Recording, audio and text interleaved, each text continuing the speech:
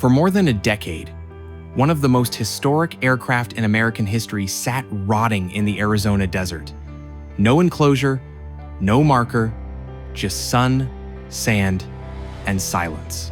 Most people walked right past her because from the outside she looked like just another forgotten plane.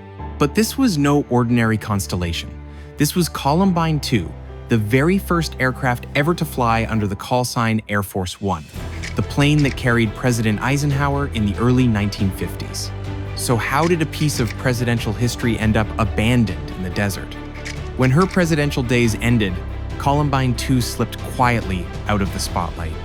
In 1970, a crop duster named Mel Christler bought 5 retired Constellations at a government surplus auction.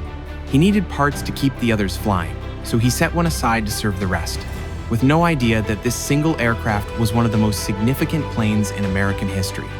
It wasn't until 10 years later, in 1980, after being contacted by the Smithsonian, that Christler realized what he had done.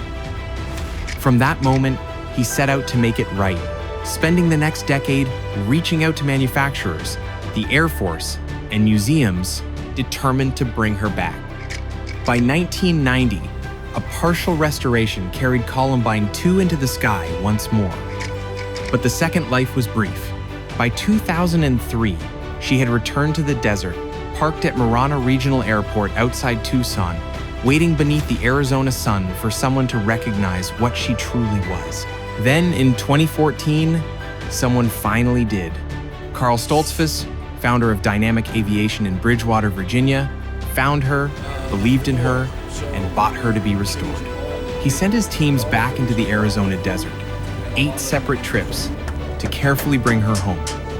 And in March of 2016, Columbine II lifted off from Arizona for the last time, finally leaving the desert that had nearly claimed her, bound for a second chance at the legacy she had always deserved.